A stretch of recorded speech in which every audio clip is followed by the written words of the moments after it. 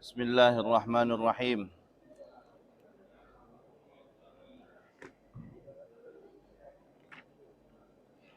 Bismillahirrahmanirrahim. Alhamdulillahi rabbil alamin. Nawaina ta'allum wa ta'lim wa tadhakkur wa tadhkir wa naf'a wal intifa' wal ifadah wal istifadah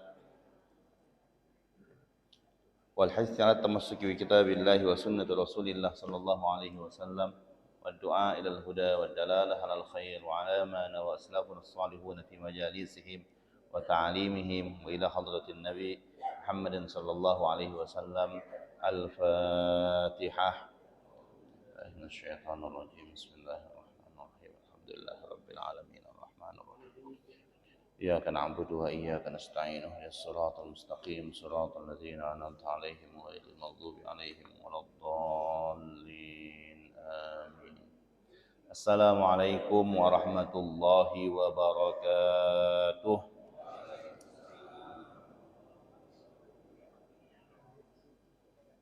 Alhamdulillahi wahdah wassalatu wassalamu ala man la nabiyya ba'dah. Allahumma salli wa sallim ala sayyidina wa syafi'ina Muhammad wa ala alihi wa sahbihi wa sallim. Wa ba'd. Pengurus Masjid Al-Muhajirin yang saya hormati, orang tua, guru-guru, saudara-saudari sekalian, jamaah yang dirahmati Allah. Sehat kalau Bapak ya? Kalau pagi pacak bangun tuh sehat Pak. Alhamdulillah. Mudah-mudahan dawam sehat, rajin ibadat.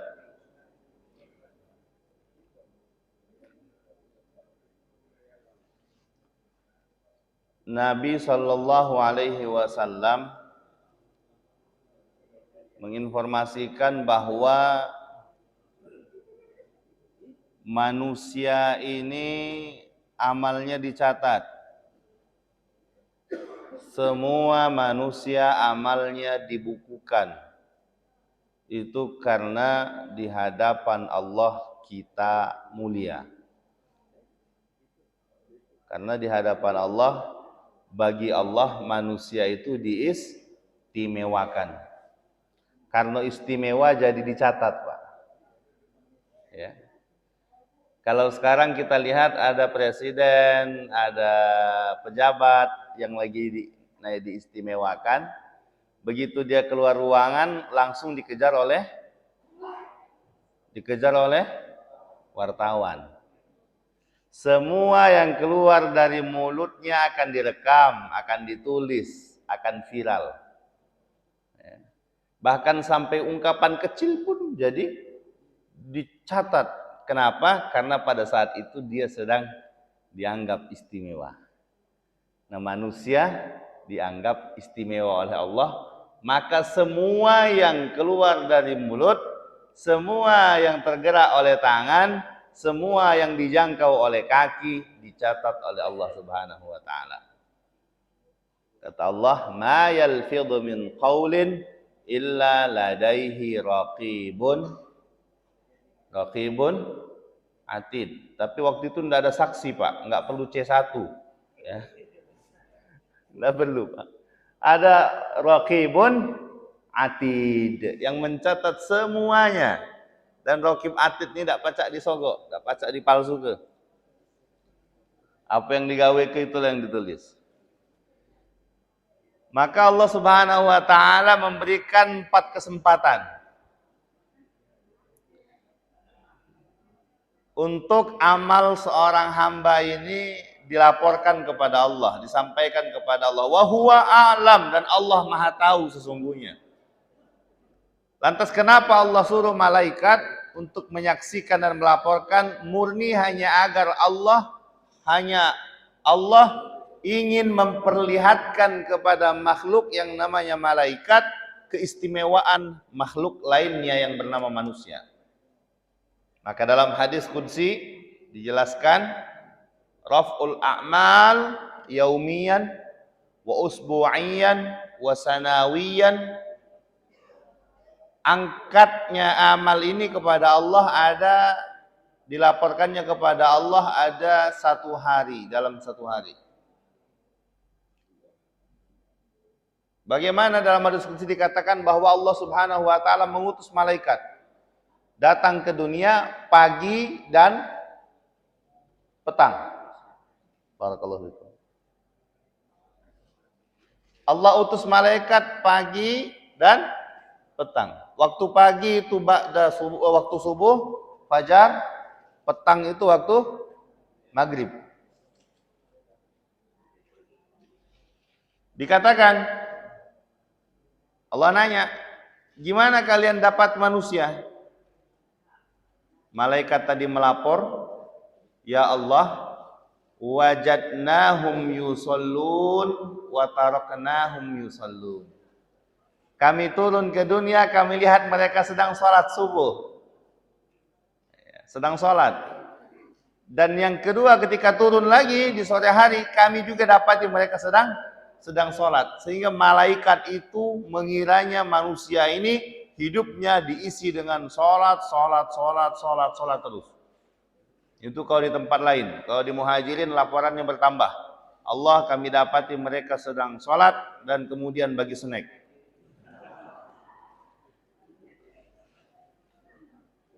Malaikatnya belum pulang, masih lihat. Nah, ada snack dibagi ya.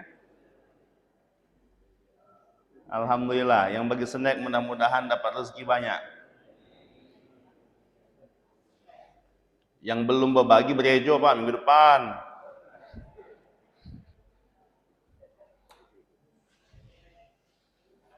Itu yang pertama, amal kita diangkat oleh Allah Subhanahu wa taala, dilaporkan oleh malaikat pagi dan sore. Karena Allah ingin membanggakan kita yang namanya manusia, Pak. Allah ingin memperbaiki citra kita manusia di hadapan malaikat, tapi kenapa manusia masih sering ada yang ingin menjatuhkan citra mereka sesamanya di hadapan manusia? Untuk menjadi renungan dan pelajaran bagi kita. Allah ingin menaikkan, memperbaiki nama kita di hadapan para malaikat, tapi kenapa masih ada hati yang ingin menjatuhkan sesama manusia di hadapan sesamanya? Nggak layak.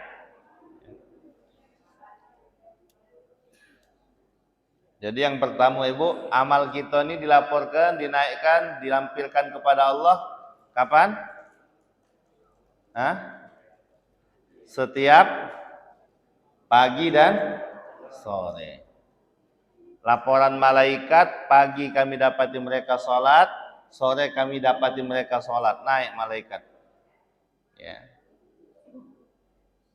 Yang kedua, namanya manusia pasti ada salah, khilaf.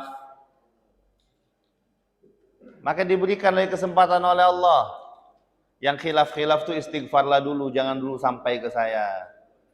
Yang kira-kira salah itu minta maaflah dulu supaya malaikat hapus, nggak nyampai ke saya. Maka ada raf'ul amal yang kedua. Bagaimana malaikat melaporkan amal kedua dalam kehidupan manusia, yaitu usbu'iyan, per pekan, per minggu. Yang per hari tadi malaikat itu hanya melaporkan sholatnya saja. Berarti yang nggak sholat nggak terlapor itu. Malaikat sengaja yang lain Allah tutupi dulu. Nggak usah dipublish dulu, nggak usah diposting dulu. Yang diposting yang sholatnya baik. Terus kapan lagi? Ketika Nabi ditanya, kenapa Nabi puasa Senin, puasa Kamis? Apa jawaban Nabi dalam Sahih Muslim? Dzaka yaumun wulidtu fi. Hari Senin itu hari karena Nabi puasa karena bersyukur lahir di hari itu. Hari Selasa kenapa Nabi puasa? Hari itu yurfa'ul a'malu ilallah. Diangkat amal ini dilaporkan oleh malaikat kepada Allah Subhanahu wa taala. Ada seorang ulama besar namanya Ad-Dhahhak. Kalau sudah sampai Kamis siang, dia kumpulkan anaknya, dia kumpulkan istrinya, kemudian mereka beristighfar sama-sama. Menangis Dhahhak. Kenapa? La adri kaifa yurfa'u a'maluna. Saya dan kita tidak tahu amal apa di antara yang kita lakukan sepekan ini yang akan diangkat, diperlihatkan oleh malaikat kepada Allah Subhanahu wa taala. Mereka menangis sejadi-jadinya, menangisi kesalahan mereka, menangisi kelalaian mereka, kealfaan mereka dengan harapan sebelum diperlihatkan kepada Allah amal-amal buruk tadi sudah dihapus karena Allah memberikan taubat dan ampunan kepada mereka. Setiap Kamis. Hadis dalam Sahih Muslim. Itu yang kedua. Dalam sepekan mungkin ada salah, ada dosa. Berganti hari, bergulir pekan, berjalan bulan, selanjutnya ada momen lagi di mana Allah meminta para malaikat untuk kembali memperlihatkan amalan manusia kepada Allah. Kapan? Fi hadza syahr, di bulan ini. Kita sekarang berada di bulan Sya'ban. Nabi mengatakan orang banyak menyambut antusias memperhatikan bulan Rajab karena Rajab mulia. Banyak yang fokus menunggu lebaran Ramadan karena Ramadan bulan istimewa. Tapi dzaka syahrun yaghfulu anhun nas. Yaghfulu anhul katsir. Ada bulan yang kadang lalai, dilupakan oleh banyak manusia, yaitu bulan Sya'ban. Bulan Sya'ban orang sudah lupa. Di Rajab kemarin masih istimewa, gembar-gembor kembali peringatan Isra Mi'raj. Kemudian Sya'ban hilang itu. Ya. Maka kata Nabi SAW di bulan Sya'ban itu banyak yang lalai, banyak yang lupa. Padahal fi hadza syahr, di bulan istimewa inilah, di bulan inilah amalan kita diperlihatkan kepada Allah Subhanahu wa taala dalam satu tahun.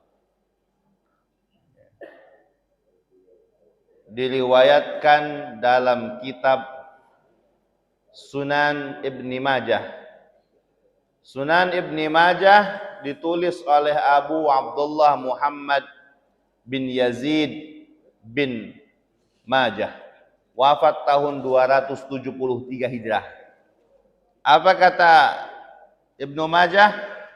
Beliau meriwayatkan hadis dari Abu Musa al-Ash'ari. Kata Abu Musa al-Ash'ari, Nabi Muhammad sallallahu alaihi wasallam bersabda, di bulan Sya'ban Allah menatap semua makhluk. Kemudian Allah Subhanahu wa taala yaghfiru li jami', memberikan ampunan untuk semuanya. Semua hambanya diberikan ampunan oleh Allah Subhanahu wa taala di bulan Sya'ban. Ya. Korelasikan dengan hadis lain, hadis dari Ummul Mukminin Aisyah. Saya sedang tidur bersama Rasulullah. Kemudian terbangun. Tafaqqadtu Rasulullah sallallahu alaihi wasallam. Bangun Aisyah Ummul Mukminin, ternyata Rasul sudah tidak ada di sampingnya. Jadi kalau tidur sunnah lampu itu apa namanya kalau dulu lentera, lampu teplok, obor, sejenis itulah dimatikan. Kata Nabi matikan dulu.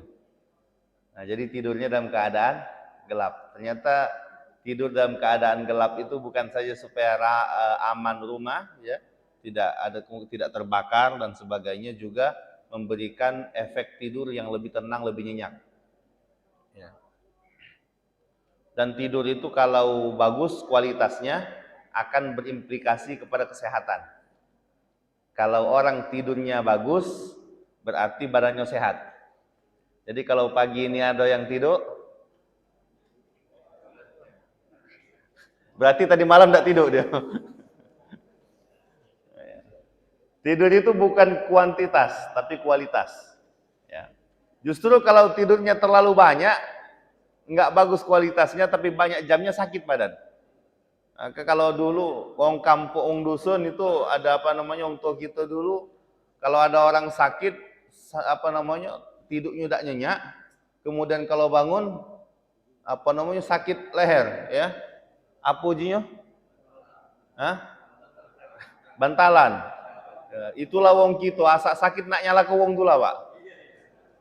Awak tidur dia yang tidak lemak, kebanyakan tidur, tidak nyenyak yang disalah ke bantal.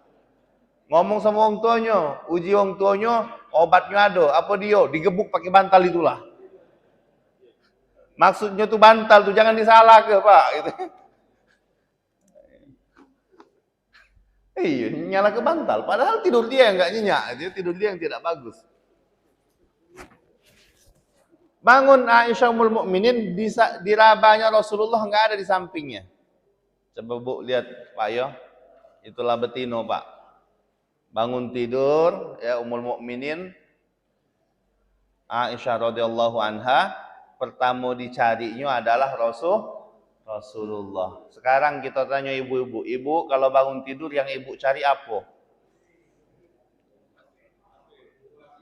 Ibu yang bangun tidur yang pertama ibu cari apa, Bu? Bu, sudahlah nyari laki, nyari HP.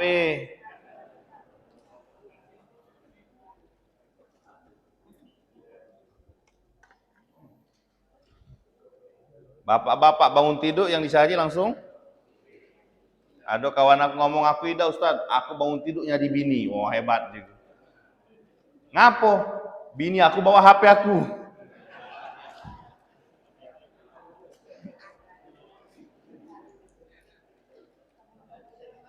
Kemudian Aisyah merasa ini Bu ya, dalam teks hadis Ummul Mukminin, jangan-jangan Nabi pindah ke rumah istrinya yang lain.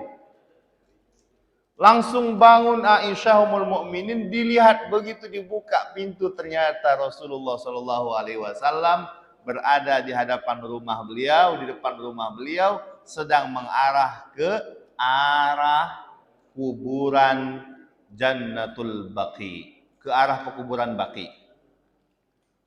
Boleh kita bayangkan sedikit bagi yang sudah pernah berangkat. Berangkat kalau kita masuk dari Raudhah, kita keluar ziarah makam Rasul. Makam Rasul berada di posisi sebelah kiri kita. Itu adalah rumah Ummul Mukminin Aisyah radhiyallahu anha yang menjadi makam Rasul sekarang. Berarti posisi di sebelah kiri, Pak ya. Nah, kalau kita keluar sebelah kanan itu ada Baqi, ada kuburan Baqi. Ya. Yang sudah pernah berangkat mudah-mudahan bisa membayangkan. Yang belum pernah berangkat mudah-mudahan bisa disegerakan berangkat bersama Faza Travel. Silakan hubungi Ketua Masjid Al-Muhajirin. Bapak Ibu rahmati Allah. Kemudian Ummul Mukminin Aisyah keluar di tengah malam, ceritanya kan tengah bulan nih. Malam tanggal 15. Kejinguan, ya terang.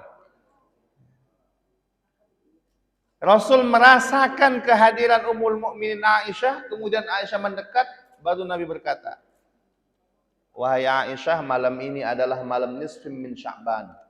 Malam nisfu Sya'ban. Malam ini adalah malam nisfu Sya'ban. Jadi Nabi Muhammad itu sangat memperhatikan momen ini, Pak. Jadi kalau kita menghidupkan momen itu berarti kita ikut memperhatikan yang diperhatikan Rasulullah Shallallahu Alaihi Wasallam. Kenapa kita perhatikan? Karena ada yang terjadi dan itu sangat hebat. Ada yang terjadi di dalamnya dan itu sangat kita harapkan. Apa yang kita harapkan?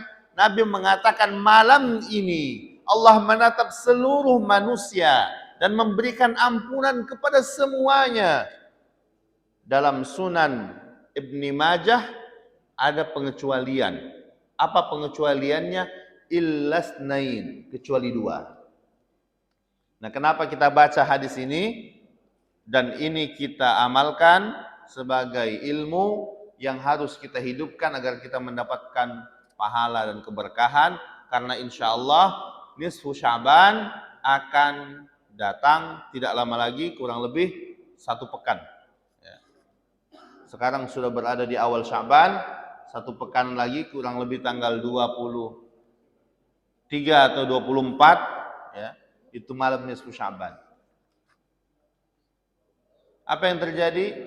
Semua diampunkan oleh Allah illa tsnain, kecuali dua. Siapa dua ini? Yang pertama musyrikun. Musyrik. Orang yang menyembah selain Allah. Dan dosa terbesar adalah dosa menyembah kepada selain Allah. Nauzubillah. Insya Allah orang yang sudah beriman, yang bagus imannya, dijauhkan dari dosa ini. Dosa ini sangat berat. Yang kedua, musyahin. Apa musyahin? Orang yang hatinya dipenuhi dengan kebencian. Orang yang hatinya dipenuhi dengan kebencian. Ternyata yang dilihat oleh Allah dari diri kita ini adalah hati. Maka jangan sampai hati kita diisi dengan sampah. Bapak nak pergi kondangan, mobilnya kotor nian. Berani tak datang langsung ke kondangan? Hah? Atau mampir dulu ke cucian? Mampir dulu ke cucian, mobil kotor, ngapo? Ada lemak kayak parkir di jenguk kawan, kotornya mobil, cuci dulu. Waya-waya mobil kotor, kita ngomong tak lemak di jenguk uang. Waya-waya baju kita tak bagus, kita tak ada mak, kaget dikatoi uang. Nah ini hati kita yang dilihat Allah Subhanahu Wa Taala. Kenapa kita tidak risih kalau hati kita kotor? Sementara Allah tidak peduli, Allah tidak terlalu menilai baju kita, mau bajumu mahal, mewah, tidak. Mau mobilmu rapi, mewah, mahal, kredit, cash, urusan kau itu. Ya. Nak rumah besar, rumah kecil dan sebagainya, enggak. Yang dilihat Allah itu ini Pak, di dalam hati kita. Maka jangan sampai kita rela biarkan diri kita dilihat, ditatap oleh Allah, sementara hati kita dipenuhi dengan kotoran.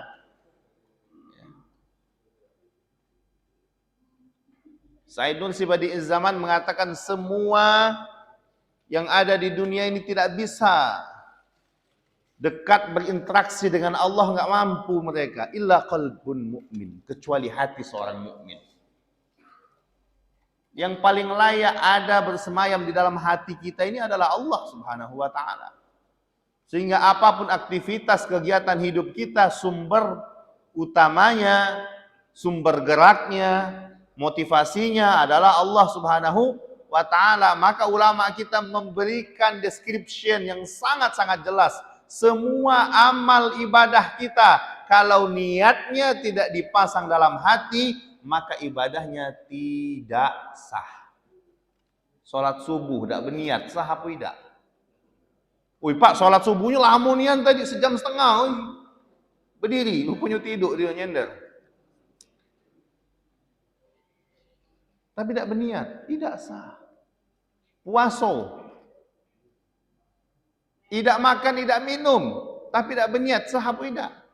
Tidak sah. Haji, umrah, selesai rukunnya, tawaf dilakukan, sa'i dilakukan, pakai hotel yang mewah, pakai pesawat yang bagus, tapi tidak ada niatnya di awal, rukun niat tidak dibaca, tidak dilampirkan dalam perbuatan umrahnya, maka umrahnya juga tidak sah. Ini menjadi petunjuk bahwa niat kita, hati kita inilah yang sangat menentukan. Maka kata Nabi, di malam nisfu Sya'ban Allah Subhanahu wa taala menatap semua hamba, diberikan ampunan semuanya kecuali dua kelompok ini, orang yang musyrik menyembah selain Allah Subhanahu wa taala, orang yang hatinya condong kepada selain Allah Subhanahu wa taala, dan yang kedua orang yang hatinya dipenuhi dengan kebencian, benci kepada tetangga, benci kepada keluarga, benci kepada ipar, benci kepada kiri dan kanan. Kalau orang yang hatinya udah diisi kebencian, Bapak Ibu, nggak ada yang baik di depan mata dia. Nggak ada yang baik. Runutlah dari komplek. Di komplek itu ada blok A sampai Z. Runut dari blok A sampai blok Z itu ada kalau kekurangan. Sini mak ini, udah usahlah, situ udah bagus. Dikecil lagi satu blok, nomor A. Oh yang A tuh cerewet nian sama lakinya. Ya B, B itu pelit nak mati lah kalau belanja dikit nian, berhemat-hemat nian. Yang blok sebelah C, oh yang itu asak berutang dah galak bayar. Tahu kalau ya Pak? Apakah selesai? Tidak. Di dalam rumah itu semua bersalah.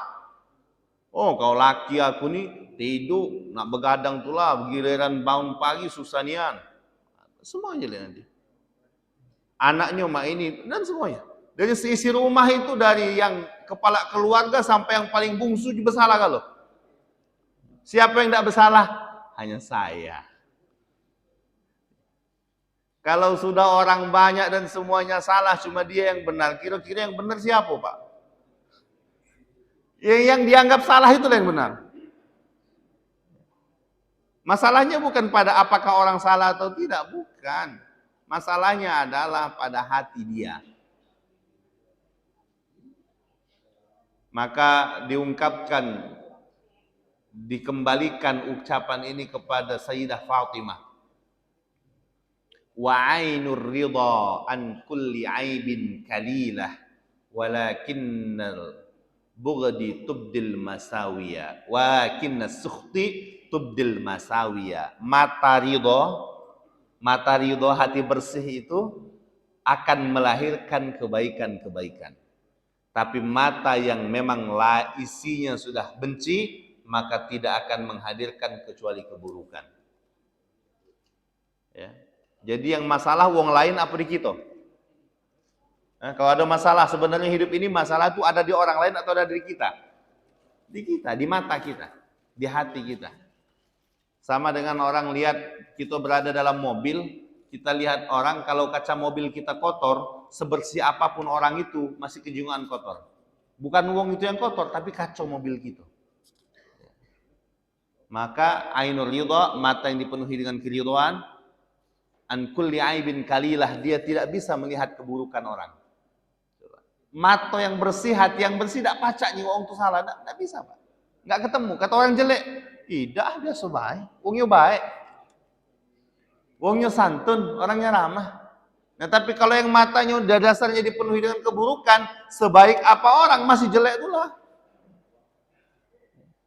Jadi yang bermasalah bukan orang lain, tapi hati kita. Hati yang dipenuhi dengan kebencian, ingat, bukan saja di dunia tidak enak, di akhirat juga tidak dapat ampunan Allah Subhanahu wa taala. Nauzubillah sama nauzubillah. Ini yang paling berat Bapak Ibu. Allah enggak kasih kita ampunan. Allah enggak sayang kita. Di dunia bahagia, jauh dari bahagia, enggak ada bahagianya. Kenapa? Hatinya dipenuhi dengan kebencian. Orang yang benci kepada orang lain itu enggak nyenyak tidurnya. Habis ngobrol, dia memang hatinya senang dengan si B, balik ke rumah ngoceh dia. Oh tadi aku bertemu dengan si ini, alangkah betakuan. Padahal uang tidak ada yang ingat dengan dia ingat dengan uang.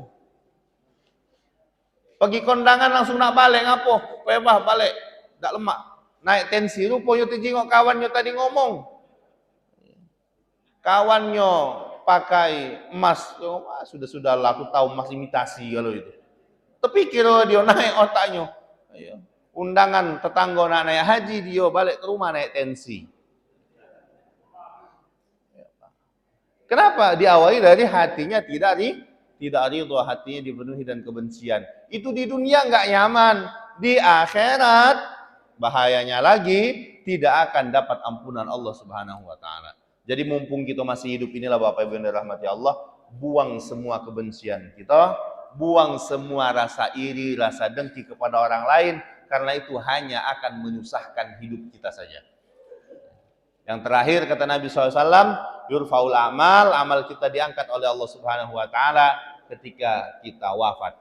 Maka pastikan, ikhtiarkan, usahakan amal kita diangkat, diberikan, dilaporkan malaikat kepada Allah Subhanahu wa taala sementara kita dalam keadaan baik, sementara kita dalam keadaan beristighfar. Jangan sampai kita masuk ke dalam hamba yang menyesal dan bangkit dalam keadaan lalai. Kata Allah Subhanahu wa taala dalam Al-A'raf 172, di hari di mana kami ambil ikrar dengan manusia. Allah bertanya, qala alastu birabbikum, apakah kalian bersaksi bahwa saya adalah Tuhan kalian? Manusia menjawab, qalu bala syahidna. Manusia mengatakan, kami bersaksi Allah, kami adalah hamba dan engkau adalah Tuhan kami. Tapi kata Allah Subhanahu wa taala, sayang seribu sayang, ketika mereka lahir ke dunia mereka lalai, tidak ingat komitmen tersebut. Kemudian di dunia mereka lalai, di dunia mereka lupa, di dunia mereka berkhianat kepada Allah Subhanahu wa taala, sehingga kata Allah, antaqulu, nanti pada saat dibangkitkan, inna kunna ghafilin, kami lupa Allah, kami lalai Allah. Naudzubillah, summa naudzubillah. Jangan sampai kita menjadi manusia yang lalai dengan ikrar kita, janji kita kepada Allah bahwa kita hamba dan Dia adalah Allah Tuhan kita. Mudah-mudahan menjadi motivasi bagi kita untuk memperbanyak amal kebaikan, khususnya di bulan Sya'ban ini. Amal kita diangkat oleh Allah Subhanahu wa taala. Pastikan diri kita tidak dalam keadaan condong kepada selain Allah. Pastikan hati kita tidak menyimpan dendam kepada siapapun. Auqiful karahiyah, dan biarkan hati kita tenang, kosong, dekat dengan Allah Subhanahu wa taala. Mudah-mudahan menjadi keberkahan untuk kita, memberikan manfaat. Yang sakit mudah-mudahan disembuhkan, yang punya masalah mudah-mudahan diberikan jalan keluar, dan Allah Subhanahu wa taala tatap kita, catat kita, golongkan kita kepada hambanya yang takut, yang bertakwa, yang bertawakal kepada Allah Subhanahu wa taala. Ada 5 menit sebelum jam 6, kalau ada yang mau didiskusikan mungkin kita persilahkan.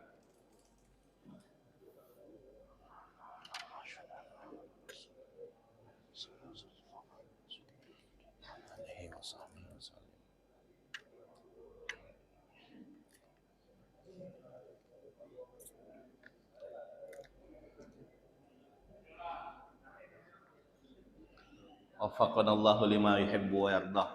A'udzu billahi minasyaitonir rajim. Bismillahirrahmanirrahim. Alhamdulillahirabbil alamin.